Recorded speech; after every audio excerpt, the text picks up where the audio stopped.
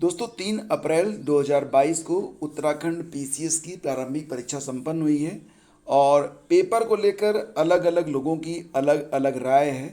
और जिन लोगों ने पेपर को सिर्फ सरसरी तौर से देखा था वो उन लोगों के हिसाब से पेपर जो है बहुत ही आसान रहा। और कुछ लोग ऐसे भी रहे जिनके हिसाब से पेपर जो था वो मॉडरेट लेवल का था। लेकिन ऑल ओवर अगर आप देखेंगे तो जो पेपर का स्तर था ये सामान्य था। मतलब ये कि आपसे एक ठीक ठाक प्रिपरेशन की डिमांड करता है ये क्वेश्चन पेपर। और कुछ प्रश्नों को देखकर ही आप ये समझ जाएंगे कि प्रश्न जो कि यहाँ पर पूछे गए हैं उनके उत्तर आपको कंफ्यूज बहुत अधिक करते हैं। यानी कि प्रश्न देखते ही आपको लगेगा कि इसका उत्तर आता है, लेकिन जब आप उत्तर दे लेंगे तो फिर संभावना है कि उत्तर शायद आपका गलत निकल जाए। तो यहाँ पर देखिए, अब जब भी आप कोई भी परीक्षा हो उसकी तैयारी करें, एक ठीक ठाक रणनीति के तहत आपको आगे बढ़ना होगा। और सबसे बड़ी बात ये कि मैं आपसे यही कहूँगा कि जो कुछ भी पढ़िए उसे ठोस रूप में पढ़िए। मतलब ये कि उसमें कन्फ्यूजन बिल्कुल भी नहीं होना चाहिए। तो फिलहाल क्वेश्चन पेपर आपके सामने है, आइए इसको डिस्कस करते हैं और बाकी बातें क्वेश्चन पेपर के प्रश्नों से ही आपको पता चल जाएंगी। तो पहला क्वेश्चन देखते हैं, भारतीय संविधान की निम्न में से किस अनुसूची में दल बदल विरोधी अधिनियम के प्रावधान मौजूद हैं।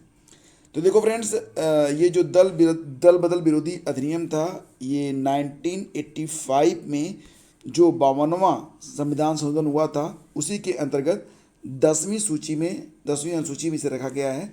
तो इसका आंसर है ऑप्शन डी।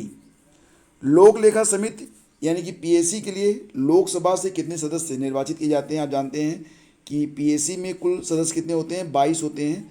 15 जो होते हैं ये लोकसभा से होते हैं, 7 होते हैं किससे, 15 जो होते हैं ये लोकसभा से, और 7 जो होते हैं ये किससे होते हैं, राज्यसभा से होते हैं। ठीक है, तो इसका आंसर ऑप्शन सी है। कांग्रेस द्वारा भारत की पूर्ण स्वतंत्रता के लक्ष्य की घोषणा किस अधिवेशन में की गई थी। तो ये लाहौर अधिवेशन था 1929 वाला। ठीक है, इसके बाद देखिए, भारत की संविधान सभा द्वारा राष्ट्रगान जनगण मन का हिंदी प्रारूप कब अपनाया गया था। 24 जनवरी 1950। ये भी कन्फ्यूजन वाला ही प्रश्न था। और भारत के मानवाधिकार आयोग के प्रथम अध्यक्ष कौन थे। आपको वर्तमान अध्यक्ष तो याद होंगे कि अरुण कुमार मिश्रा जी हैं, लेकिन पहले अध्यक्ष थे न्यायमूर्ति रंगनाथ मिश्रा। तो इसका सही जवाब ऑप्शन डी था।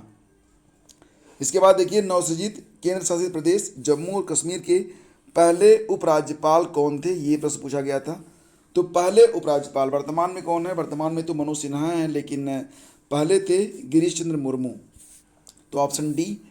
Chief of defence staff CDS तीनों सेनाओं की सेवाओं के विषय में किसके सैन्य सलाहकार होते थे। तो बहुत सारे लोगों ने इसका आंसर लगाया भारत के राष्ट्रपति के, जो कि गलत था। सही जवाब था भारत के रक्षा मंत्री के। अंतर्राष्ट्रीय श्रम संगठन आईएलओ की स्थापना अभी हाल ही में मैंने आपको बताया भी था इसके बारे में। इसकी स्थापना हुई थी 1919 में। ठीक है, 1919 में हुई थी। ऑप्शन ए इसका करेक्ट है।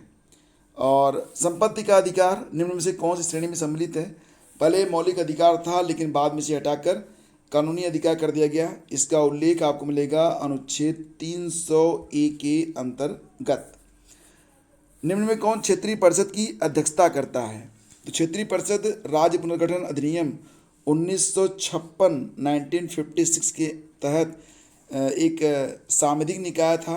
इसकी जो अध्यक्षता है वो करते हैं भारत के प्रधानमंत्री। किसी पंचायत को भंग किया जाता है तो उसके चुनाव 6 महीने के अंदर होने चाहिए। ऑप्शन सी इसका करेक्ट था।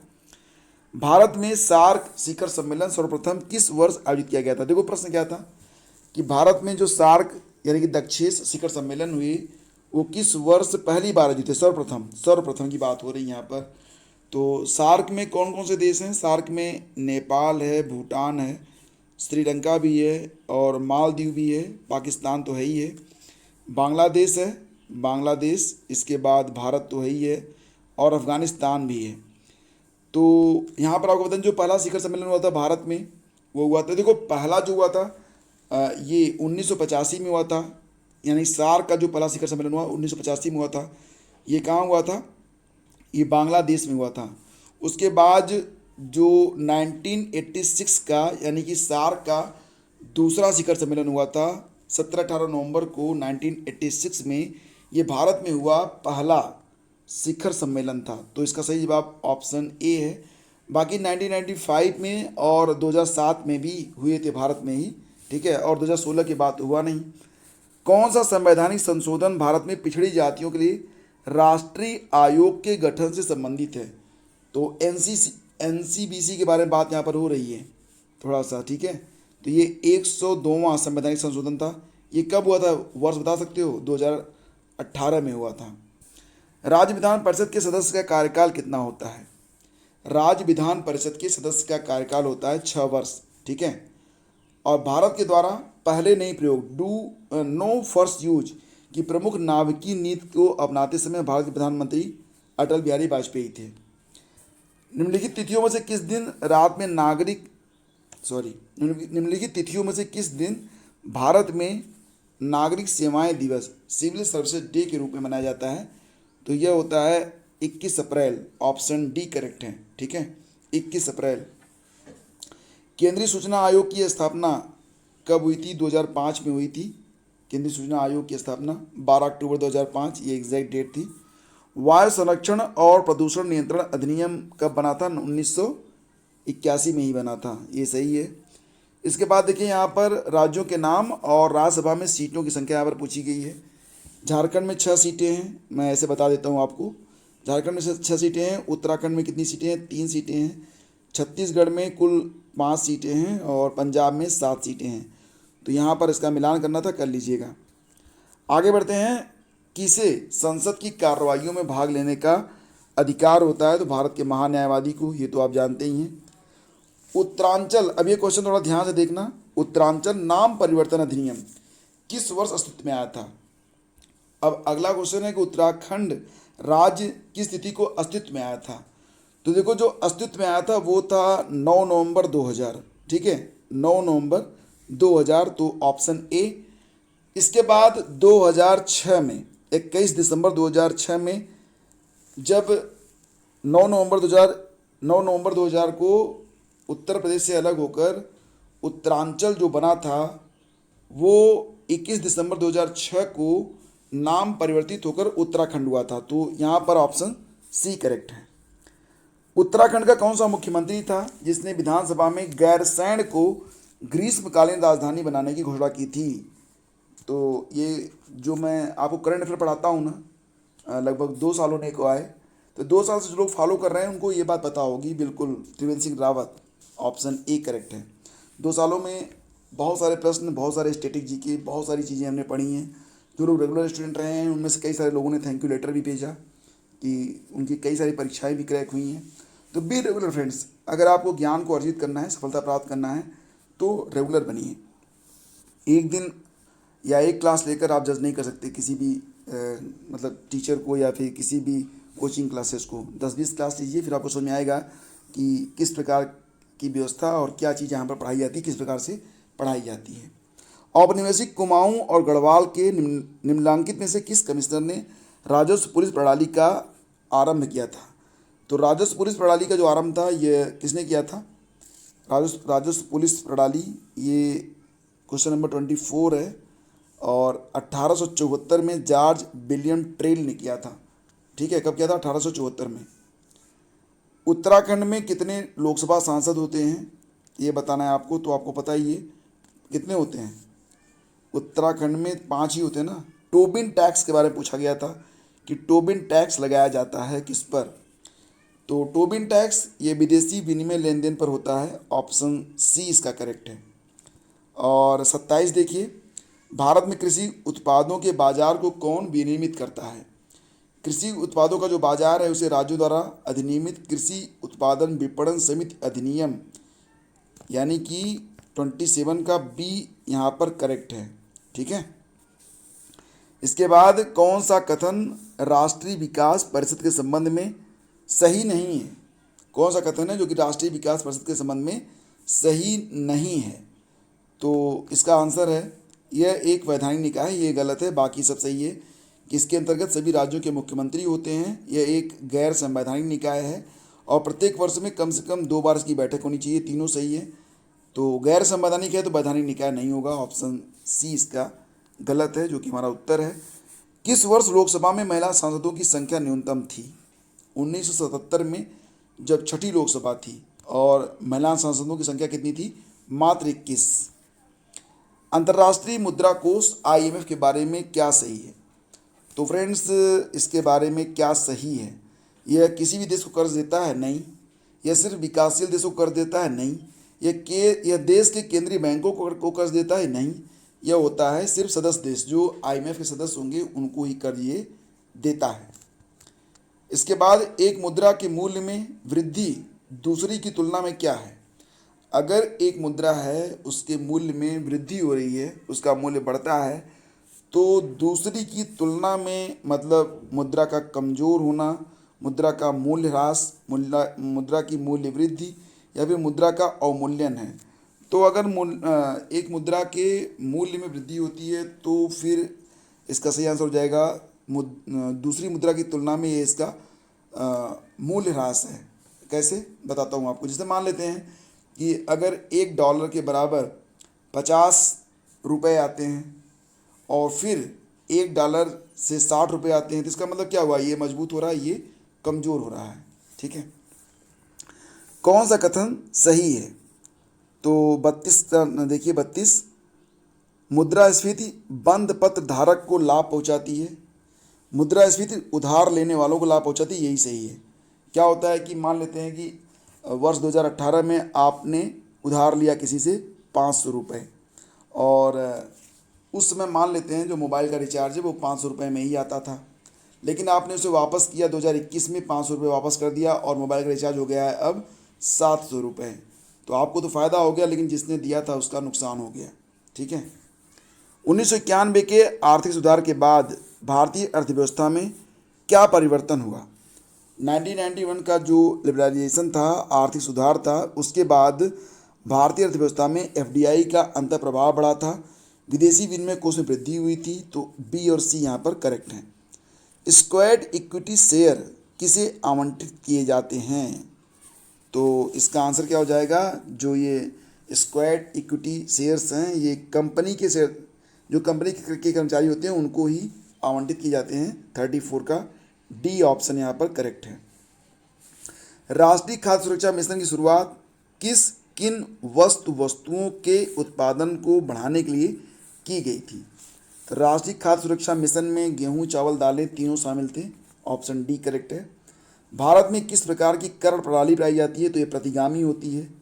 रोलिंग प्लान 5वीं पंचवर्षीय योजना को कहा जाता है rolling plan. Option B correct है। अगला क्वेश्चन देखते हैं, कौन सा कथन सही है 38 नंबर में। तो कौन सा कथन सही है? NNP = GNP माइनस घिसावट व्यय। तो 38 का A यहाँ पर करेक्ट है, यही फार्मूला होता है। 11वीं पंचवर्षीय योजना में प्रतिपादित समावेशी विकास में क्या शामिल नहीं था? जो 11वीं पंचवर्षीय योजना थी उसमें जो समावेशी विकास में था उसमें क्या शामिल नहीं था? तो इसमें पूंजी बाजार को मजबूत बनाना ये जो है शामिल नहीं था। ठीक है। इसके बाद देखिए, विश्व व्यापार संगठन की निम्नलिखित में सभी कारणों से कभी कभी आलोचना की जाती है सिवाय इसके कि। अब यहाँ पर देखिए ऑप्शन है कि विश्व व्यापार संगठन की सभी कारणों से कभी कभी आलोचना की जाती है सिवाय इसके कि। तो यह उत्पादों की गुणवत्ता के ऊपर स्वतंत्र व्यापार का समर्थन करता है, ये सही है। Option D। यदि प्राथमिक घाटा शून्य है तब उधार की राशि क्या होगी? प्राथमिक घाटा शून्य है तो उधार की राशि क्या होगी? ब्याज भुगतान के ठीक बराबर होगी। ठीक है, 41 हो गया। UNDP किस मानव विकास रिपोर्ट SDR में, ह्यूमन डेवलपमेंट रिपोर्ट में लिंग असमानता सूचकांक की शुरुआत हुई थी? UNDP के किस SDR में लिंग असमानता सूचकांक की शुरुआत हुई थी? तो इसका उत्तर है ऑप्शन SDR 2010। और UNDP की मानव विकास रिपोर्ट 2020 में भारत का मानव विकास सूचकांक SDI रैंक क्या है? तो SDI रैंक जो थी वो कितनी थी? 131। ठीक है। इसके बाद किस वर्ष में MSME का अद्यतन वर्गीकरण किया गया था? MSME का जो अद्यतन वर्गीकरण किया गया था वो कब किया गया था? 44 का D ऑप्शन यहाँ पर करेक्ट है, 2020 में। गिल्ट एज्ड सिक्योरिटीज़ क्या मतलब कि इसमें से कौन सी गिल्ट एज्ड सिक्योरिटीज़ कहलाती है? तो 45 का सही जवाब है ऑप्शन B, सरकारी प्रतिभूतियाँ। बहुपक्षीय विनियोग गारंटी अभिकरण MIGA संबंधित है। MIGA किससे संबंधित है, ये प्रश्न है यहाँ पर। तो इसका सही जवाब है विश्व बैंक समूह से। वस्तु एवं सेवा कर द्वारा निम्नलिखित में किस कर को समाप्त किया गया था? वैट को मतलब मूल्य संवर्धित कर जो था, वैल्यू एडेड टैक्स। और कौन सा प्रतिष्ठान उत्तराखंड में स्थित नहीं है? तो CBRI भी है, ONGC भी है, BHEL भी है, HAL नहीं है। HAL कहाँ पर है बताओ। अब अगला क्वेश्चन देखिए, निम्नलिखित में कौन सा विदेशी प्रत्यक्ष निवेश का उदाहरण नहीं है? विदेशी प्रत्यक्ष निवेश का उदाहरण, विदेशों में मौजूद कपड़ा मिल का अधिग्रहण, विदेशों में पूर्ण स्वामित्व वाली व्यावसायिक फर्म का निर्माण, विदेशों में फार्मा कंपनी द्वारा निर्गत बांड अथवा स्टॉक का क्रय, विदेशों में फार्मा कंपनी द्वारा निर्गत बांड अथवा स्टॉक का क्रय, और विदेशों में नए स्टील संयंत्र का निर्माण। तो थोड़ा सा कन्फ्यूजन है, इसका उत्तर मैं आपको बाद में दूंगा, मतलब अगले वीडियो में। उत्तराखंड के कितने पर्वतीय जिलों में वर्ष 2020-2021 में चाय विकास कार्यक्रम संचालित किया गया था? चाय विकास कार्यक्रम, तो ये कुल 8 जिलों में था। उत्तराखंड में किस प्रकार के बैंकों की संख्या वर्ष 2020-21 में न्यूनतम थी? तो सही जवाब इसका जिला सहकारी बैंक।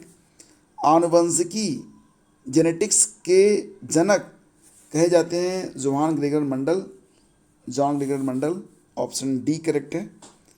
इसके बाद रामसर स्थल क्या है? ये तो बहुत आसान प्रश्न था। तो अंतर्राष्ट्रीय महत्व की जो आर्द्र भूमियाँ होती हैं, ठीक है। वर्ष 2021 का रसायन शास्त्र का नोबेल पुरस्कार किसको प्रदान किया गया? बिल्कुल तैयार रहिएगा। जो लोग आगे लेखपाल भर्ती, पेट और UPPC से तैयारी कर रहे हैं वो लोग भी ये टॉपिक याद रखेंगे, इस टॉपिक को अच्छे से तैयार करेंगे जिस पर ये प्रश्न आपको मिल रहे हैं। तो क्वेश्चन पेपर जब आप देखते हैं तो आपको टॉपिक मिल जाते हैं। सबसे अच्छी बात ये होती है कि किसी भी स्टेट का जो क्वेश्चन पेपर है उससे आपको एक पार्टिकुलर टॉपिक मिल जाता है तैयार करने के लिए। वर्ष 2021 का जो रसायन विज्ञान का नोबेल पुरस्कार था किसको मिला था? तो ये मिला था किसको? बेंजामिन लिस्ट और डेविड मैकमिलन को मिला था, ठीक है। और COP26 का आयोजन हुआ था ग्लासगो में, ये तो आप जानते ही हैं। तो बाकी के जो प्रश्न हैं इसको हम करेंगे डिस्कस अपने नेक्स्ट वीडियो में, क्योंकि थोड़ा सा काफ़ी लंबा हो गया ये वीडियो। तो बाकी जितने भी प्रश्न हैं, मतलब 55 प्रश्न में हो गए, कुल 150 प्रश्न हैं। तो सभी प्रश्नों को थोड़ा सा संक्षेप में बनाकर हम डिस्कस कर लेंगे अपने नेक्स्ट वीडियो में, जिसका लिंक इसी वीडियो के डिस्क्रिप्शन और फर्स्ट कमेंट में मैं दे दूंगा, ताकि आप आसानी से वहाँ तक पहुँच सकें। टेलीग्राम चैनल से जुड़ जाइए, वहाँ पर आपको क्वेश्चन पेपर मिल जाएगा और नेक्स्ट वीडियो की अपडेट भी और वीडियो लिंक भी। तो बहुत धन्यवाद, थैंक यू सो मच।